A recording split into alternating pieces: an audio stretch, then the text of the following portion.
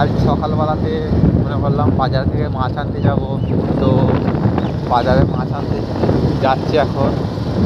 তো প্রচুর কুয়াশা, তার জন্য রাস্তাঘাট দেখা যাচ্ছে না। হ্যাঁ, অতিরিক্ত কুয়াশা। এইরকম কুয়াশা থাকলে তো মানুষের অ্যাক্সিডেন্ট হওয়ার চান্স আছে।